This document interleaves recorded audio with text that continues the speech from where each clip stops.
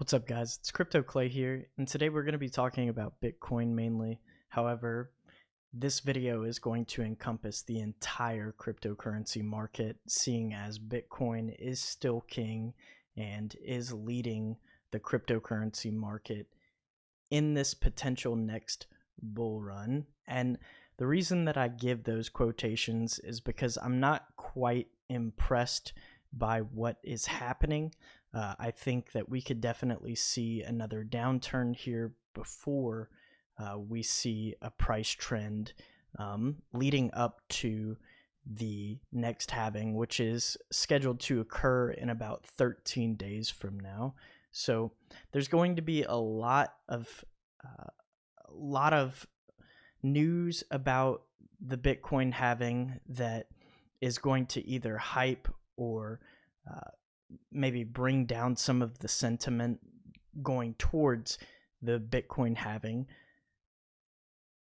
I want to stress that we've already seen in history 2 Bitcoin halvings, and so we know what to expect with that. However, some people are trying to make bold claims about the fact that that is already factored into the price of Bitcoin. Some people are saying that, oh, it's going to be much more scarce, so it's definitely going to boost the price of Bitcoin.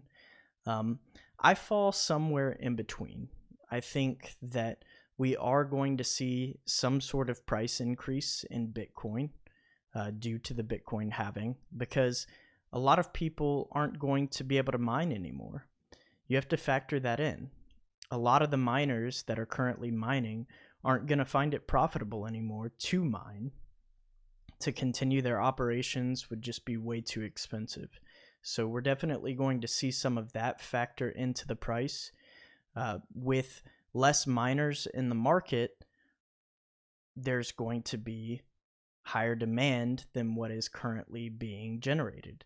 Now, I'm not saying that less coins are going to be generated due to some miners being kicked out of the market. However, there are going to be less miners being rewarded, and with that, we're probably going to see a lot more hodling from said miners that are continuing their operations due to the fact that there is a higher demand, a higher price increase. We're probably going to start seeing a lot of miners take what they have and hold on to it. But that's just one tiny factor in this. There is so much more going on in the market right now that I would like to cover. But let's go ahead and take a look at some articles and look at the current Bitcoin chart. So the first thing that we're going to look at is the Bitcoin chart. I'm currently on CryptoWatch. For those of you that have never used this, it's a very great tool that I like to use every now and then. This specific tool is implemented directly on the Kraken exchange.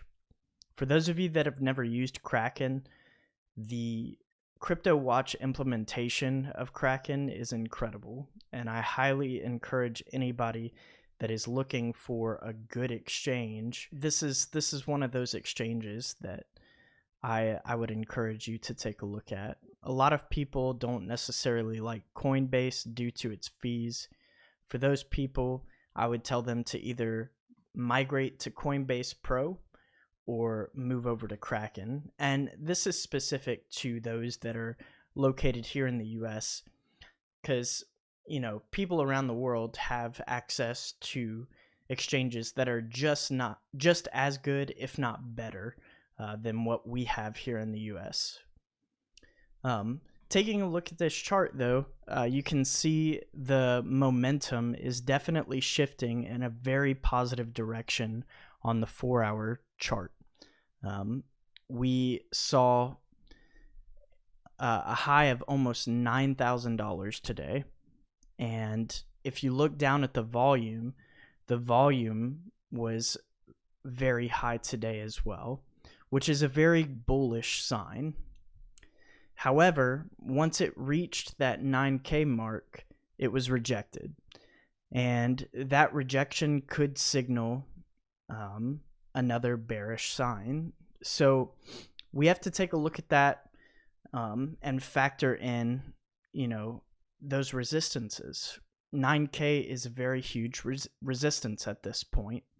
And I'm not a technical analyst. I don't want to begin to tell you how to trade or when to trade. That's not really my goal here. But looking at this 4-hour chart, you would see the 4-hour candles signaling a very bullish sign. However, again, I want to stress that we hit that 9K mark and it was rejected. So we could see lower numbers here in the next couple of days. Again, however, leading up to the Bitcoin halving, I think that we could see a lot more growth. All right, let's go ahead and take a look at the next article.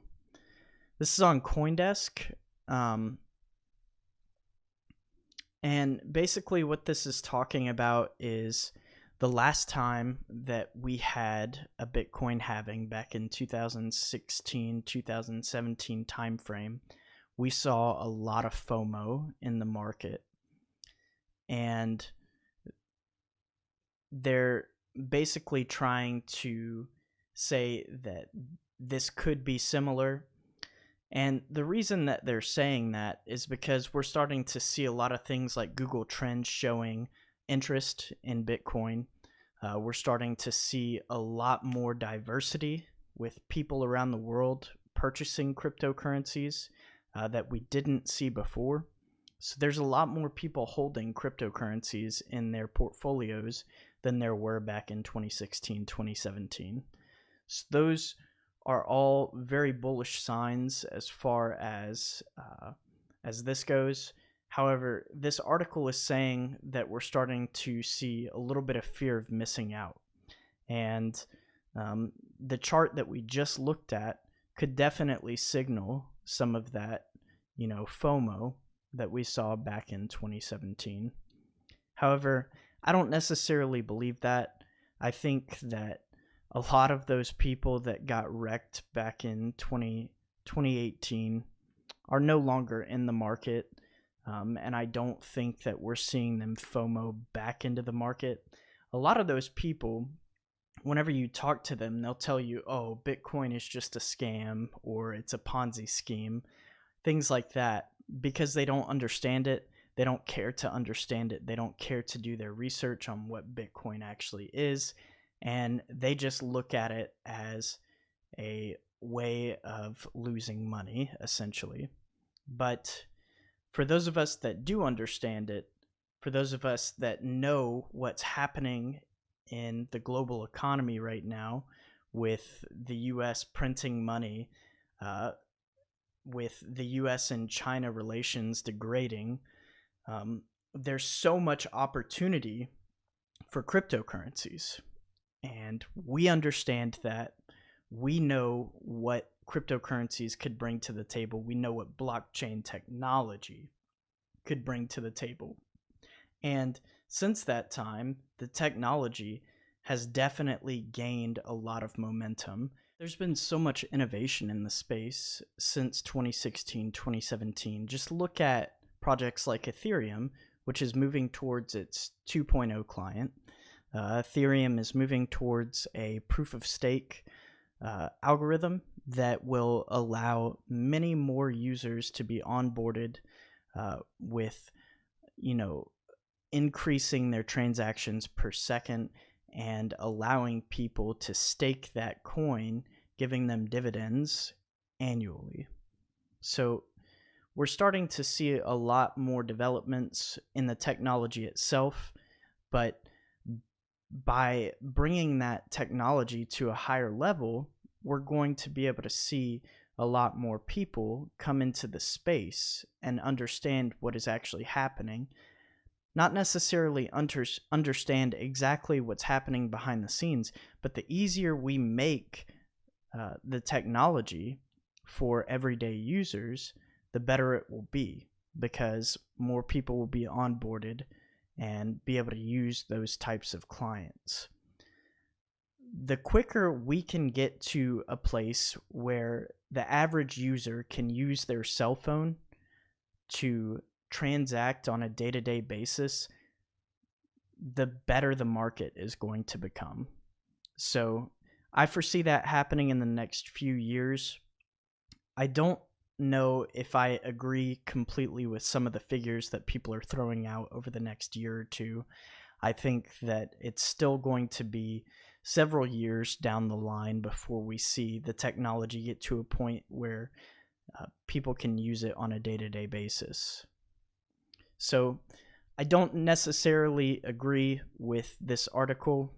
However, if you want to read it, it's on CoinDesk. The next article that we're going to be looking at is on Decrypt, and it's talking about the Bitcoin halving. And this article, I like to take all of these articles and look at them very objectively. And this article is making an argument that the market has already figured the price of Bitcoin in its halving. They've already figured it into the price. The current price is already using the Bitcoin halving event to factor the current price. And the reason that they're saying that is because so many more people have come on board. A lot of capital investors, a lot of banks are even coming on board to this new technology. And then more just individuals using their portfolio to expand into the cryptocurrency space are coming on board. So there's not going to be as many price fluctuations as we have had in the past. The problem that I have with this article is the fact that the cryptocurrency market is still very underregulated. There is still so much room for arbitrage on certain assets due to exchange rates and the fact that there is no central point of failure. There are so many places to go and trade cryptocurrencies online. There is so many new things happening in this space on a day-to-day basis.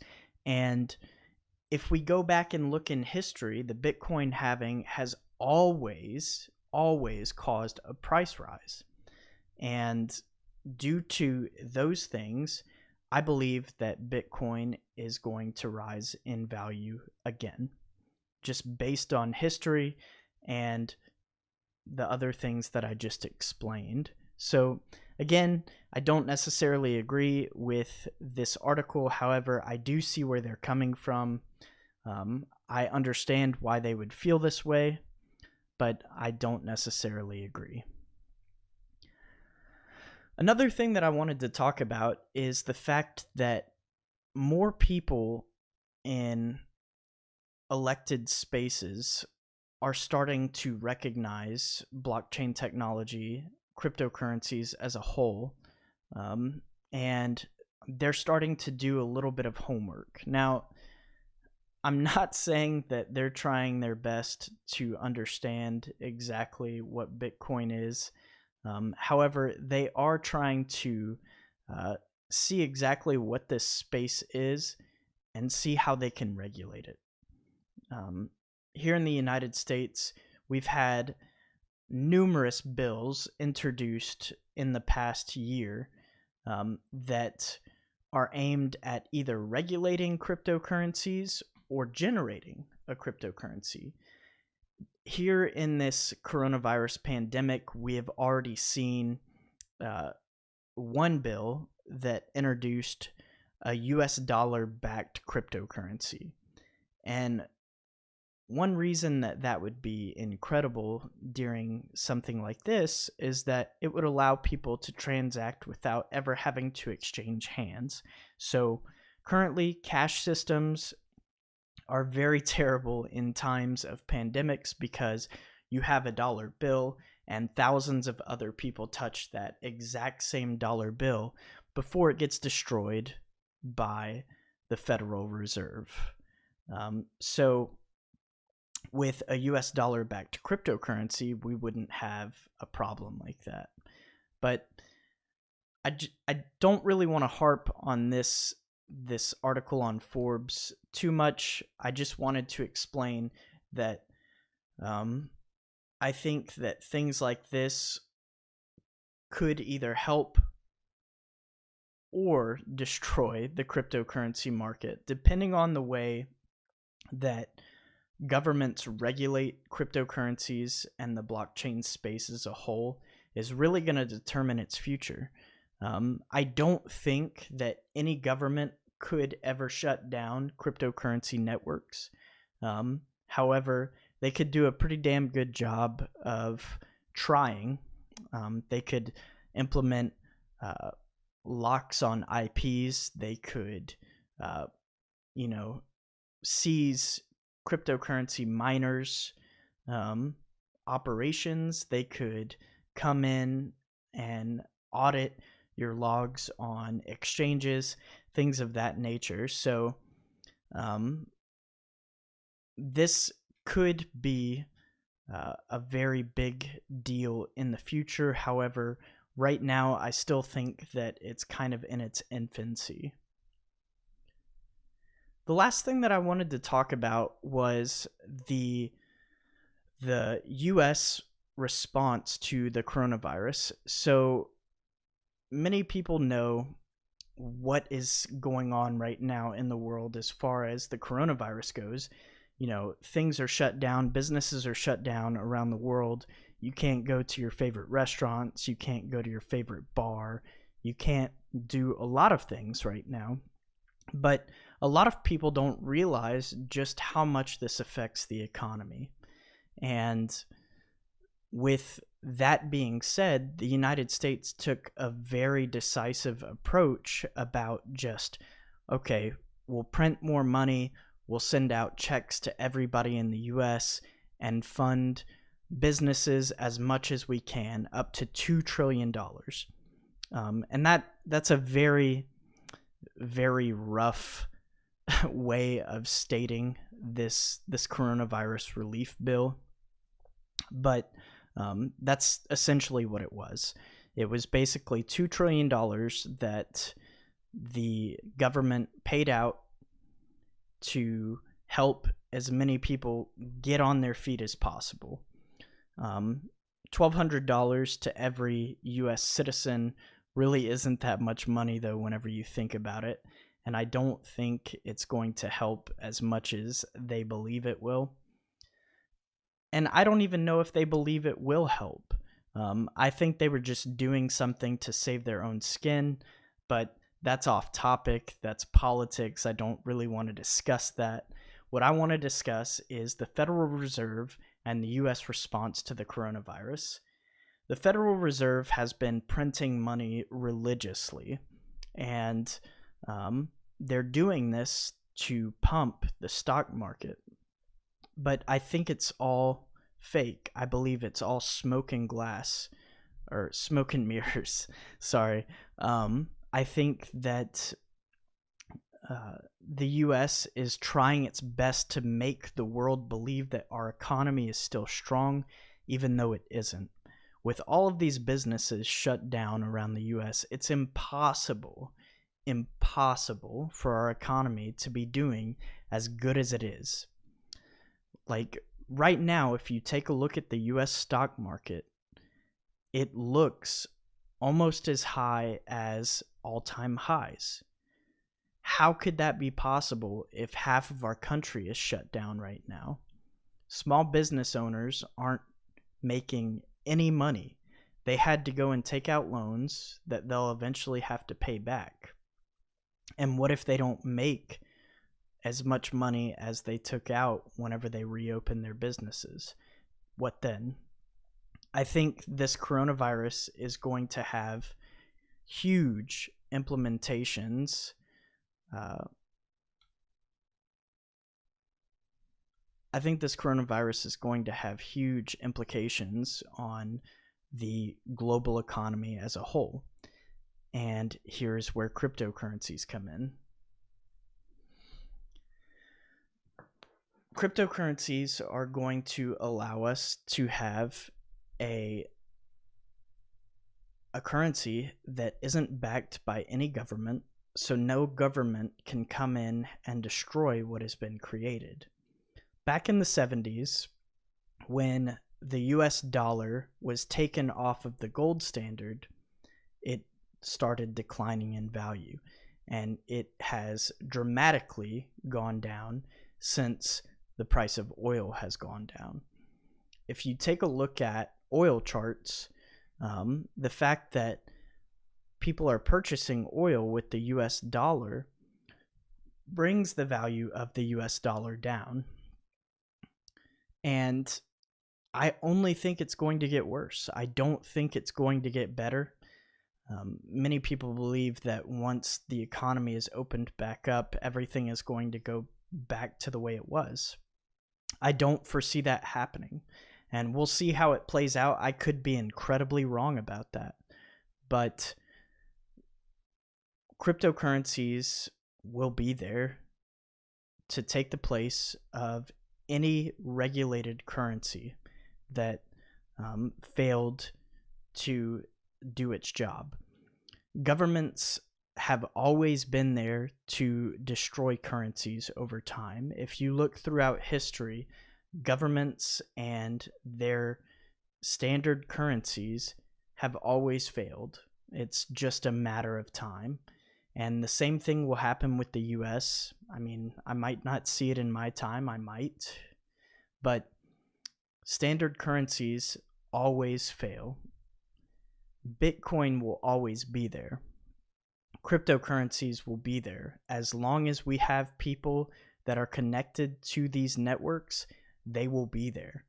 So as long as we have internet available, people are going to be using these networks to transact on. And the beautiful thing about it is it doesn't matter if the US and China are going through a little rough patch with economic negotiations. If I want to trade with somebody in China for a certain piece of merchandise, I can do that with cryptocurrencies immediately. And I don't have to worry about certain tariffs. I don't have to worry about anything like that. It's paid for immediately, the transaction is done, and no governments were involved. Now, eventually, will I have to pay taxes on something? Yeah, probably. But the transaction can be done immediately and without any interruption from banking systems, which is where I believe cryptocurrencies will come into play eventually. I think a lot of people are going to see the use in it. I think a lot of people are going to see the security in cryptocurrencies. And I think a lot of people are going to be a lot more interested when the US dollar starts falling more and more. That's all I wanted to talk about today. I know this video ran a little long, but there's a lot to talk about, and I haven't been making videos like I used to. I told you guys in my last video that I would be making more cryptocurrency videos, and I definitely want to continue with that promise. So thanks for watching, guys. I really appreciate it. If you haven't already subscribed to my channel, please go ahead and hit that subscribe button and click that like button if you enjoyed today's video. Thank you guys so much. Crypto Clay out.